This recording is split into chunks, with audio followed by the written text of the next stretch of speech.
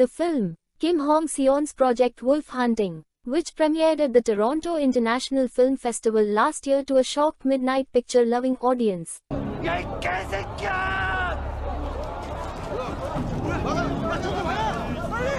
It feels like Con Air mixed with Predator, without their campy nature and with the provocative elements of exploitation cinema. Project Wolf Hunting is a splatter fest filled with blood and guts. And those looking for a gory action horror picture with B-movie sensibilities will be in for the ride. However, its repetitive nature and lack of ideas in its claustrophobic setting causes Kim Hong-seon's latest to lose its momentum halfway through.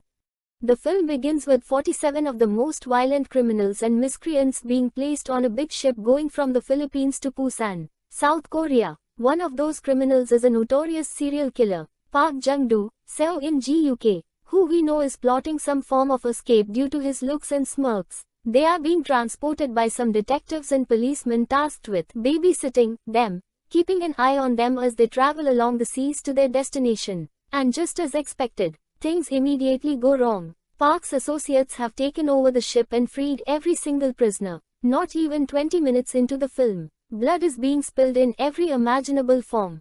Park and his boys think they have the upper hand over the detectives and the prisoners acting against them. However, what they don't expect is that there is a Frankenstein-like menace aboard the vessel. The government has been working on a series of experiments where it turns people into super soldiers. The creature is an unstoppable killing machine that would bash one's skull with its bare hands.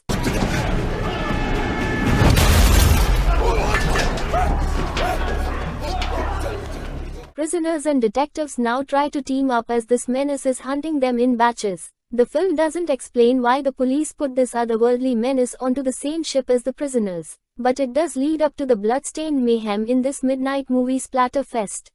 Project Wolf Hunting begins with a B-movie setup that I found entertaining and intriguing because it reminded me of hijacking and prison break movies. For example, Skyjacked, 1972, Con Air, 1997, and, in some manner, the ridiculously entertaining airport film series. Unlike the aforementioned films, Project Wolf Hunting dwells into a hyper-violent and full-throttled nature that might entice gorehounds to pursue this film.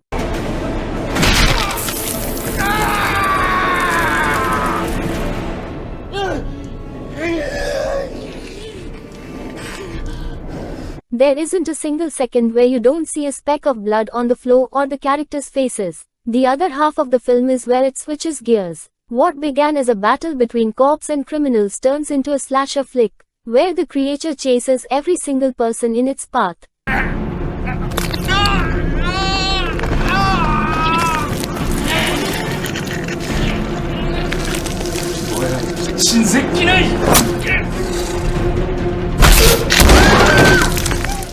In this section, the most brutal and violent kills arrive. Heads are bashed open, limbs are torn, faces are cut, amongst other things you might expect with this type of film. While it might be entertaining at 90 minutes or less, it extends its welcome unnecessarily, primarily because it sets up a sequel. As it goes from set piece to set piece, Project Wolf Hunting runs out of momentum and ideas the more time it spends doing the same dynamic. If the kills varied from one another, it would at least be worthwhile. Yet most of them are repetitive. There are only so many times you can watch the same thing repeatedly, and because of its claustrophobic setting, Kim Hong-seon runs out of things to do.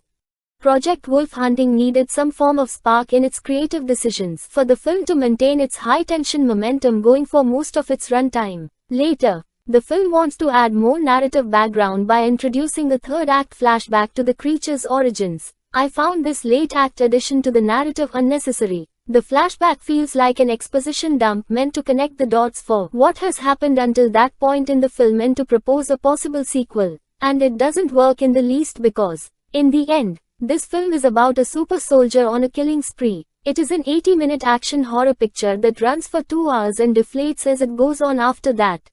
Although the first act promises something intriguing for those seeking B-movie sensibilities, the rest gets lost in its uncontrollable mayhem. And while it is enjoyable to a certain point, the latter end of Project Wolf Hunting feels repetitive to a fault.